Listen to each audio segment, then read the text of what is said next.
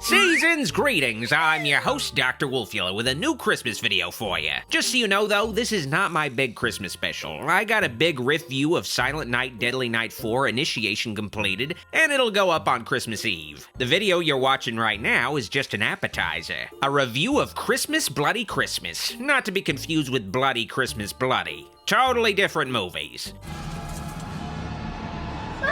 Now, first I have to admit that Christmas Bloody Christmas was not my first choice for this video. I wanted to review the mean one, that Killer Grinch movie, but it's only in theaters right now and wasn't playing anywhere near me. It seems to be a Regal Cinemas exclusive, which is crazy to me that a Killer Grinch movie isn't something that just goes direct to video these days. Christmas Bloody Christmas was just more convenient, seeing as it's streaming on Shudder. It being a Shudder exclusive also gives me an excuse to talk about the app itself for a little bit and discuss Shudder's uncertain future.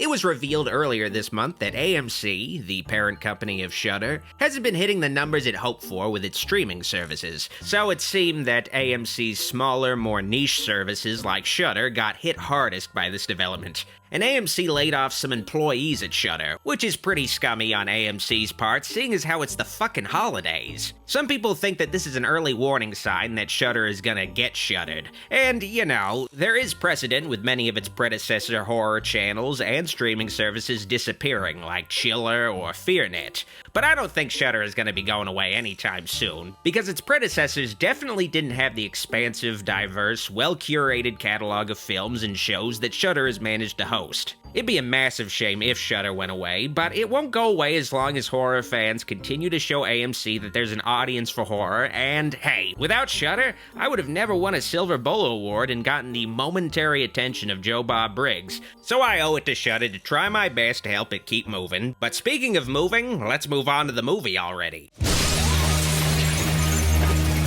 Christmas Bloody Christmas was directed by Joe Begos, and it tells the story of Tori, the owner of a heavy metal record shop, who, after closing for the evening, plans to get laid on Christmas Eve at a casual encounter with some loser she met on a dating app. 'Tis the season to gift yourself a night you'll regret your entire life, after all. He tell you we got like 3 kids? Wait, 4. Someone's pregnant now, I think. I don't fucking care. I just want his little Christmas Eve schlong. Wow. Instead, though, Tori ends up spending her evening with one of the employees of her record store, Robbie. And the two, consequently, spend nearly half of the movie's 90-minute runtime discussing music, opinions on horror movies, past relationships, the holiday, and through their discourse, their once professional relationship seems to flourish into something more intimate, if only for one evening, as the tension between Tori and Robbie turns romantic, and their connection becomes stronger than ever. Only time will tell if they turn out to be each other's Christmas gifts. You prefer Van Hagar as well? Prefer is a strong word, but they lost zero appeal when Diamond Dave ducked out. Oh, also there's a robot Santa on the loose killing random people. I probably should have led with that part. Oh shit! So yeah, Christmas Bloody Christmas is front-ended with conversations between the two characters of Tori and Robbie. To me, it feels like a mix of the kind of dialogue you'd hear in Kevin Smith, Rob Zombie, and Quentin Tarantino movies. Cornell cuts his hair off, opts for the Spencer's gift tips with the frosted spikes, and then the motherfucker's really super unknown by himself! It's pretty self-indulgent gabbing, but it does feel very naturalistic, well performed by the two leads of the film. The characters are strongly defined through their discussions, and you know exactly who they are as people, which you can't say the same for the characters in many other slasher movies. It does ultimately feel like the writer/director of the movie wanted to make a slasher film with characters that resembled him and the people he hangs out with, featuring a survivor girl in the center that he could actually identify with. A badass metal chick who owns a record store and talks shit. You know how many men cannot fuck? There's a few. No. The movie, intentional or not, has a Rob Zombie vibe to it, going for a hard-edged, gritty, grindhouse throwback aesthetic, and it even features frequent Rob Zombie collaborator Jeff Daniel Phillips in the role of the town's gruff sheriff. Donna had me get my balls clipped 2 days after Henry was born. But, while the characters are pretty edgy, they never cross the line that Rob Zombie often does, where they come off as totally loathsome. The characters of Christmas Bloody Christmas aren't necessarily likable. That sucked the fucking Christmas God movie. damn, what a sad fucking human being.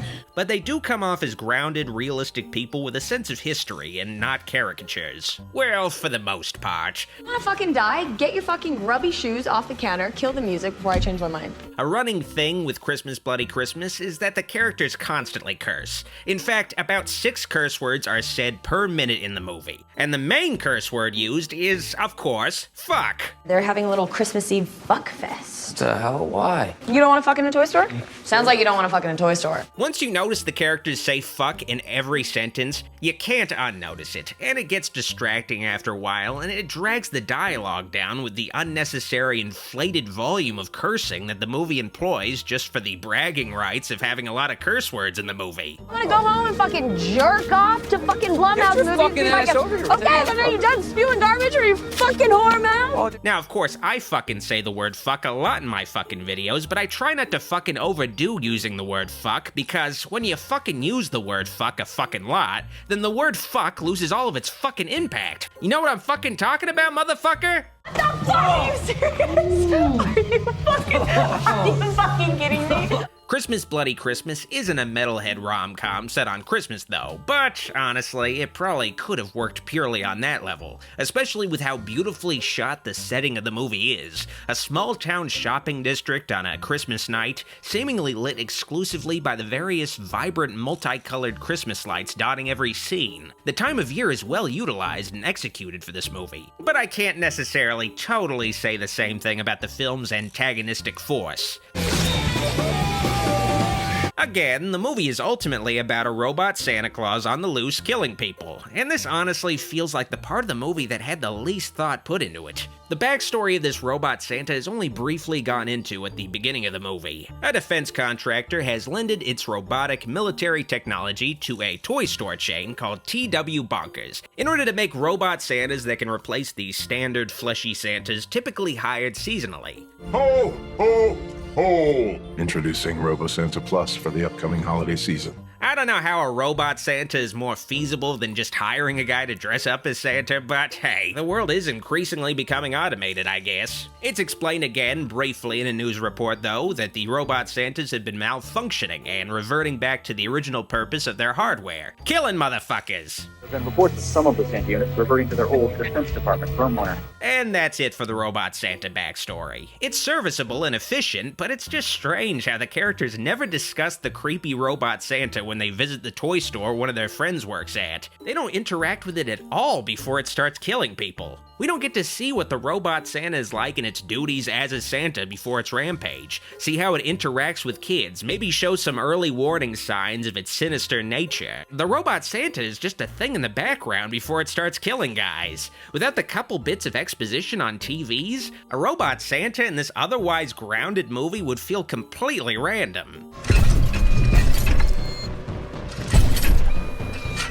This movie was originally pitched as being a reboot of Silent Night, Deadly Night with a Terminator version of Santa, but there just isn't enough of a reminder that this thing is supposed to be a robot until, of course, it gets all battle damaged. It just looks like a regular guy in a Santa costume for the rest of the movie, though. The robot Santa also never talks, which feels like a missed opportunity because it is mentioned that it has a vocabulary of 90,000 words. Introducing Robo Santa Plus for the upcoming holiday season, with a vocabulary of over 90,000 words. I know it's a robot, but there was potential to give it a personality as this malfunctioning robot Santa that could have mixed cliched Santa expressions with cold, malicious, threatening language, going back and forth between the personas of Saint Nick and a patriotic murder bot. This robot killer Santa is played surprisingly straight otherwise, and it's kind of a boring villain until the very end of the movie. It makes the robot Santa from Futurama seem more realistic and like something that could actually happen in comparison. Did either of you ever stop to think about Dr. Zoidberg's feelings?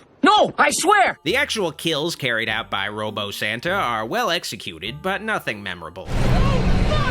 What makes them work ultimately is just how brutal they are, carried out coldly without emotion by what is essentially a military drone in a Santa costume. The murders are intense and horrifying, mainly due to the tortured performances of the victims. Most of the victims, though, are characters introduced very quickly and suddenly, who transparently appear only to get swiftly killed and pad out the body count.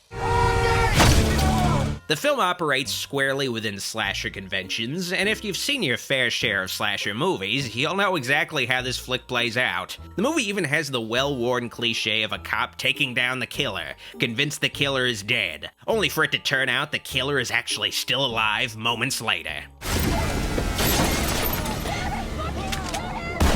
It's as predictable as you can get, but the strength of this movie lies in its execution, and the action is well realized on screen, especially in the final act. This is very obviously a low-budget movie, but it uses what little money it had very well because it gradually ups the ante over the course of the film. It starts really small and ends surprisingly big. The killing starts 25 minutes in the movie, and then it increases in frequency, and then when you reach the end of the movie, you got explosions, an action sequence, and a speeding ambulance, and a gnarly, relentless cyborg. There's a momentum to Christmas Bloody Christmas's action that you just don't see maintained very often in other slasher movies. It's so ironic that a movie about a killer Grinch is in theaters right now, but a movie about a robot Santa isn't. People are going crazy over robot horror movies. You see that Megan trailer? People are losing their minds over that shit.